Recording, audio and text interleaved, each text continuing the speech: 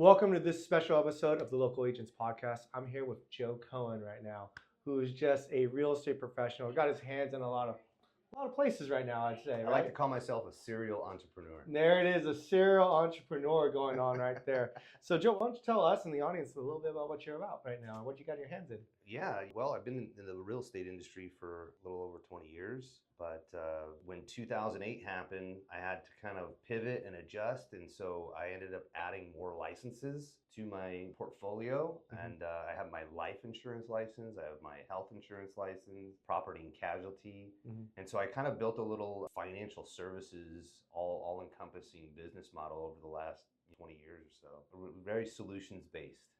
And so what are you doing right now, though? Basically, I'm heading up a real estate firm that is primarily focused on fix and flips, real estate investing, wholesales, and then doing a little bit of traditional real estate, commercial real estate, business brokering. Business brokering too, man. Yeah. So I belong to an amazing investor community known as the Sub 2 community. I don't know if you're familiar with Pace Morby.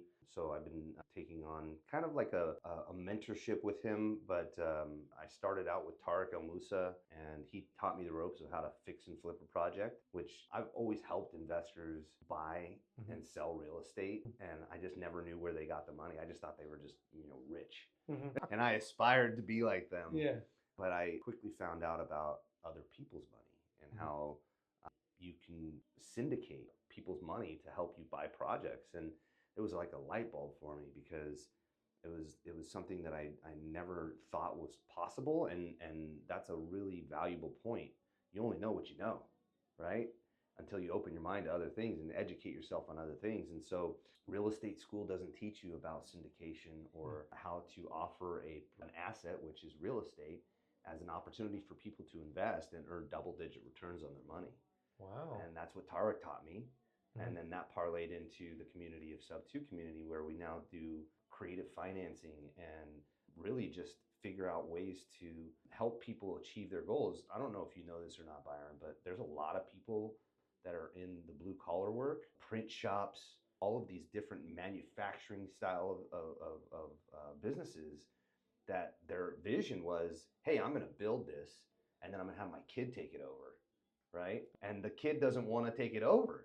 So what are they going to do when they have to sell the business? And that's something that Pace taught me how to do.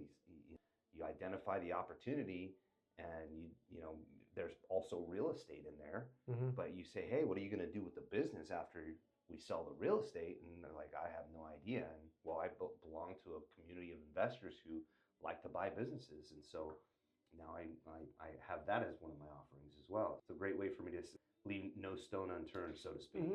And you don't need licenses for business opportunities and stuff like that, do you? You don't. Wow. No. Yeah, you can run it under the fiduciary of your real estate firm, because you want to obviously have errors and omissions to protect against any lawsuits or anything like that. There are contracts that you have to write, and legal attorneys have to review them, and most of the transactions are actually done by the legal attorneys. But you're opening escrow just like you would a regular real estate transaction. The escrow company's handling all the money. You're making sure there's no liens or encumbrances on the business itself. So you have to kind of take it through a little background check, so to speak. So that way, if there's anything that's going to pop up after the sale of the property, you're making sure it's clear. So it's really just like a real estate transaction. You're just involving a business in it. That's fantastic.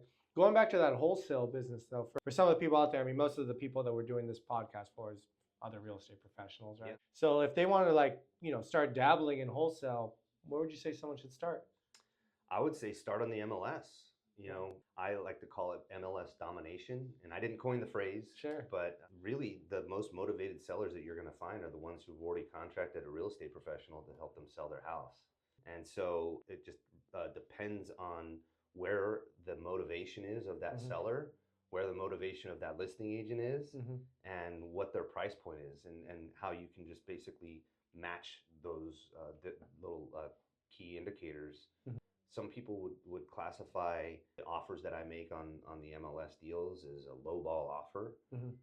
But when I analyze a property, I analyze the property to take into consideration the amount of hold time that I'm going to have to hold it, the amount of construction costs that I'm going to have to put into it, just as if I was going to flip the product myself.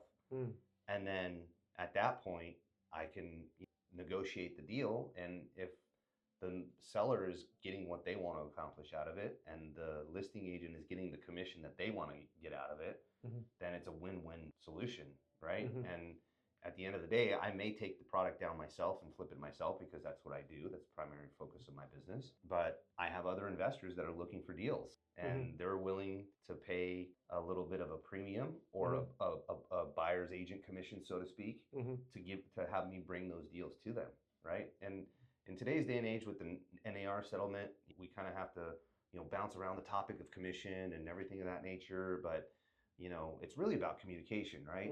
If we're able to communicate with each other and say, hey, look, I'm a real estate professional. My intent is to buy this product, but should I come across another opportunity, I might buy that product and I might not have the resources or the bandwidth to take this product down. I might bring in one of my other business partners on this deal, and they'll be willing to cooperate with the commission with me on that. Right. And then just a follow up, I mean, like you talked a lot about, bringing in partners, doing that stuff.